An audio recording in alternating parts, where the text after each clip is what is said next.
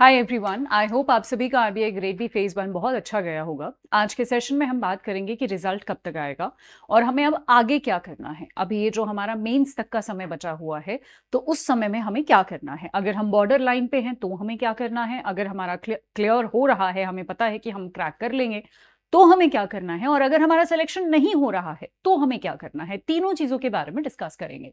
अगर आप चैनल पर नए हैं, मेक श्योर आप चैनल को सब्सक्राइब कर लीजिएगा एंड ऐप जरूर डाउनलोड कर लीजिएगा। यहां से आपको सारी पीडीएफ्स, सारा सिलेबस, सारी अपकमिंग वैकेंसी सब कुछ मिलेंगी। चलिए तो शुरू करते हैं। पिछले 2 साल के रिजल्ट्स की डेट देखते हैं पहले। यहां पर आप देख सकते हैं, पिछली बार 18 अक्टूबर के आसपास जो है हमारा एग्जाम, मतलब 18 अक्टूबर को एग्जाम हुआ था, 11 नवंबर को रिजल्ट आया था। अब आप बोलेंगे मैम ये तो बहुत दिन हो गए हैं। हाँ, क्योंकि पिछली बार ही थोड़ा डिले हुआ था। अदरवाइज अगर आप 2024 में देखेंगे, हमारा जो है 12 दिन के आसपास जो है 10-12 दिन में ही रिजल्ट आ गया था। जनरली ऐसा ही होता है कि आपका 10-12 दिन में या फिर विद इन 15 डेज में आपका रिजल्ट आ जाता है। तो इस बार हम क्या एक्सपेक्ट करें। इस बार देखिए, हमारा जो संडे पड़ेगा, 10-12 दिन के बाद जो हमारा संडे पड़ेगा वो 28 को पड़ने वाला है। ठीक है, उससे पहले जो फ्राइडे पड़ेगा वो 26 जून को पड़ने वाला है। तो मैं एक्सपेक्ट कर रही हूँ कि या तो इस फ्राइडे तक आ जाए, 26 जून वाले फ्राइडे तक आ जाए, या फिर हो सकता है कि या तो इस समय तक आ जाएगा। 90% हम उम्मीद कर रहे हैं। अगर नहीं भी आता है तो जो ये 28 के बाद वाला एक हफ्ता है, जो कि जुलाई में हम एंटर कर जाएंगे, और फिर 2 या 3 जुलाई को हमारा नेक्स्ट फ्राइडे आएगा।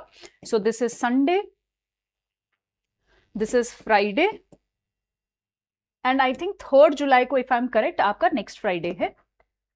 ठीक है, मैं यही बताना चाह रही हूं कि मोस्ट प्रॉब्ली आपका इस फ्राइडे तक रिजल्ट आ जाना चाहिए। अगर नहीं आया तो फिर हो सकता है कि 28 के बाद वाला जो हफ्ता है उसमें तो पक्का आपका रिजल्ट आ ही जाएगा। अब 28 के बाद वाले हफ्ते में किसी भी तारीख को आ सकता है, यानी हमारा रिजल्ट आ जाएगा, टाइम पे आ जाएगा। अब हमें आगे क्या करना है उसके लिए हम बात करते हैं।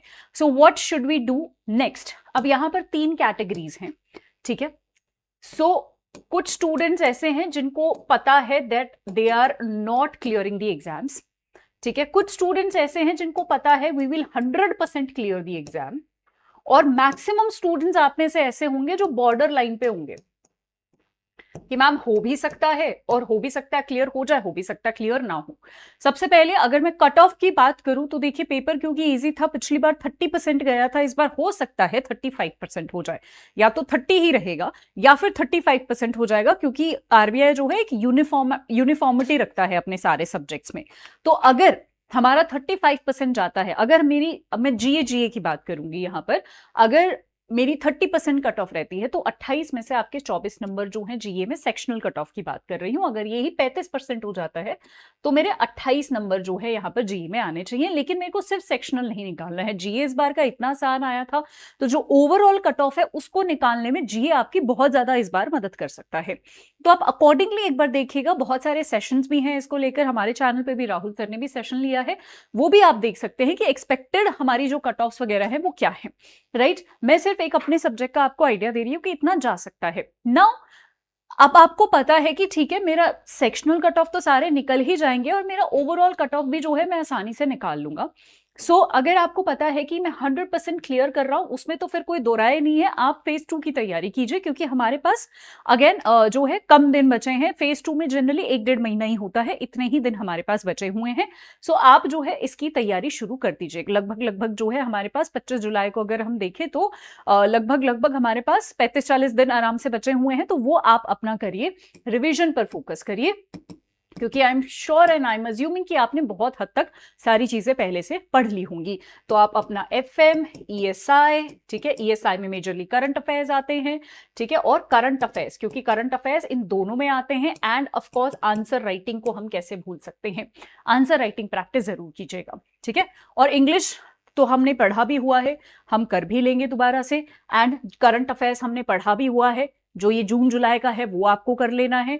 तो थोड़ा सा जो है आप इस चीज पर ध्यान दीजिए। ठीक है, फेज 2 की स्ट्रैटेजी हमारे फेज 2 के फैकल्टीज भी आपको डिटेल में करवा देंगे। नाउ इफ यू नो कि मैं 100% क्लियर नहीं कर रहा हूं, जितने सब लोग कट ऑफ बता रहे हैं, आप जितने मार्क्स बता रहे हो, इतने में अनफॉर्चुनेटली नहीं कर पाया।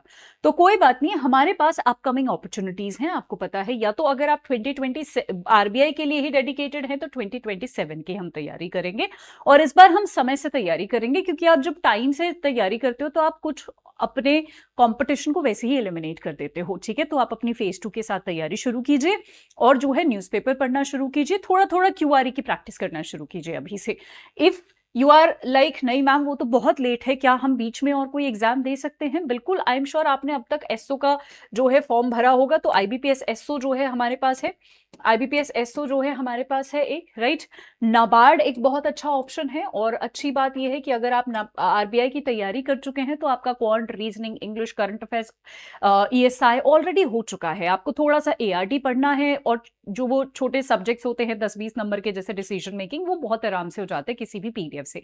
तो ये वाले एग्जाम्स भी आप टारगेट कीजिएगा, ठीक है। नाउ अब आते हैं मेजॉरिटी स्टूडेंट्स की, कि मैम मैं बॉर्डर लाइन पे हूं, मुझे नहीं पता मेरा क्रैक होगा या नहीं होगा, हो भी सकता है नहीं भी हो सकता है, and I am sure majority students इस वाली कैटेगरी से ही बिलोंग करते हैं कि मुझे नहीं पता होगा कि नहीं होगा। नाउ अगर आप बॉर्डर लाइन पे हैं और आपको पता है कि हो भी सकता है नहीं भी हो सकता है, मैं आपको हाईली एडवाइस करूंगी कि 10-12 दिन की बात है, आप फेज 2 की तैयारी शुरू कर दो। क्योंकि अगर आपका हो गया तो फिर आपको इतना दुख होगा कि अगर मैंने ये 15 दिन वेस्ट कर दिए, तो वो वेस्ट मत करो। एंड एनीवेज अगर नहीं भी होता है तो हमने जो पढ़ा है वो वेस्ट नहीं जाएगा। आप क्या पढ़ने वाले हो? आप फाइनेंस पढ़ोगे, मैनेजमेंट पढ़ोगे, करंट अफेयर्स पढ़ोगे, इकोनॉमी पढ़ोगे, सोशल इश्यूज, यही तो पढ़ोगे। ये आपके बाकी एग्जाम्स में काम आएंगे, ठीक है। आप क्या करोगे? आंसर राइटिंग करोगे, वो आपके बाकी एग्जाम्स में भी काम आएगा। तो जो आप 15 दिन पढ़ने वाले हो वो कहीं भी वेस्ट नहीं जाने वाला है, दिस इज फॉर श्योर, ठीक है। सो आप अगर बॉर्डर लाइन पे हैं एंड यू अभी आपको नहीं पता क्या करना है, तो सारी चीजों को साइड में हटाइए और फेज 2 की तैयारी मैं बोलूंगी आप शुरू कीजिए। क्योंकि अगर नहीं की तो ज्यादा चीटेड फील होगा, आपको खुद ही लगेगा कि ये मैंने गलत किया। अगर मतलब अगर आपने ये बेसिकली नहीं किया तो, ठीक है, और सिलेक्शन हो गया तो। अगर नहीं होता है तो फिर कोई बात नहीं, हमारे पास और भी अपॉर्चुनिटीज हैं, उनके लिए हम ट्राई करेंगे, ठीक है। सो ये एक बहुत ही क्रिस्प मेरे को आपको बताना था कि क्या हमें आगे करना है और कब तक जो है हम इस साल का जो रिजल्ट है वो एक्सपेक्ट कर सकते हैं। कट ऑफ वाला सेशन भी हमारे चैनल पे ऑलरेडी अवेलेबल है। 30% या 35% जो है कट ऑफ जा सकता है। अब कुछ सब्जेक्ट्स में उससे भी ज्यादा जा सकता है, क्योंकि बट लेकिन आरबीआई यूनिफॉर्मिटी रखता है, तो हम अज्यूम कर रहे हैं कि 35 से ज्यादा तो नहीं जाना चाहिए, राइट। अब यहां पर दोनों स्टूडेंट्स के लिए हमारे पास ऑप्शंस हैं। अगर आप फेज 2 की तैयारी करना चाहते हैं तो हमारा डेडिकेटेड बैच 19 जून को शुरू हो रहा है। मेक श्योर आप इसमें अभी तुरंत एनरोल कर लीजिए और लाइव पढ़ाई कीजिए, लाइव आंसर राइटिंग कीजिए। उसकी बात ही अलग होती है। आपने मेंटोर्स के कांटेक्ट में रहेंगे, आप संपर्क में रहेंगे, उनसे आप कुछ भी पूछ सकते हैं।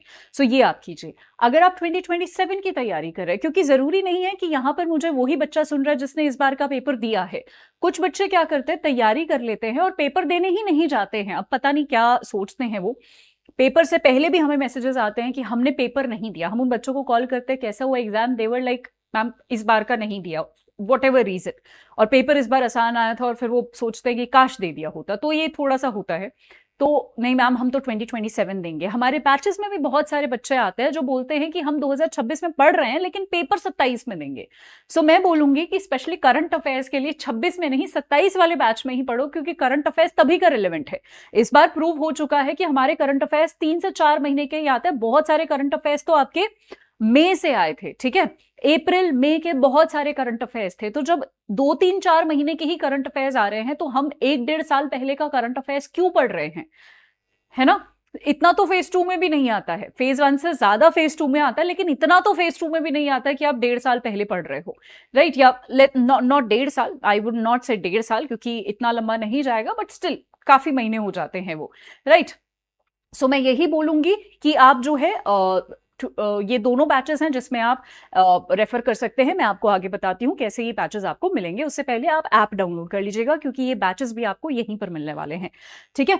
आपको अगेन एज यूजुअल अडर 24/7 के एप्लीकेशन पे जाना है, और आरबीआई वाले सेक्शन में जब आप जाएंगे तो आपको यहाँ पर जो है ये दोनों बैचेस दिख जाएंगे। जो फेज 2 के लिए प्रिपेयर कर रहा है, ये वाला बैच है, इसमें आप एनरोल कर सकते हो किसी भी फैकल्टी का, यहाँ पर बाय नाउ पे क्लिक करके, कोड यूज करके, ठीक है। 2027 की तैयारी कर रहे हैं, इसमें भी सेम प्रोसेस है। यहाँ पर बाय नाउ पे क्लिक करेंगे, किसी भी फैकल्टी का कोई भी आप कोड इस्तेमाल कर सकते हैं, ठीक है। जैसे मेरा है Y674, यहाँ पर कोड आप ये इस्तेमाल करेंगे और अप्लाई करेंगे and you will get the maximum discount, ठीक है। आज के लिए इतना ही। Thank you so much. I hope आपको एक क्लैरिटी मिली होगी। आज के इस सेशन का मकसद यही था कि जो दुविधा में है मेजरली जो स्टूडेंट्स, उनकी दुविधा क्लियर हो जाए। और अच्छी बात यह है कि सिर्फ आप दुविधा में नहीं है, दुविधा में सब लोग हैं, मेजॉरिटी लोग बॉर्डर लाइन पे है और सब दुविधा में है। तो ये जो इक्विटी यहां पर है ना, ये अच्छी बात है। जैसे बहुत लोग डरते हैं मैम 40 सीट है, 40 सीट है, लेकिन वो आपके लिए नहीं है, वो सबके लिए है। आप दुविधा में हो, आपके लिए नहीं है, वो सबके लिए है। इस बार हो सकता है कट ऑफ ज्यादा जाए, लेकिन वो सिर्फ आपके लिए नहीं है, वो सबके लिए है। सो इक्विटी यहां पर है हमारे पास, right? Thank you so much everyone, bye bye, take care and have a wonderful time ahead.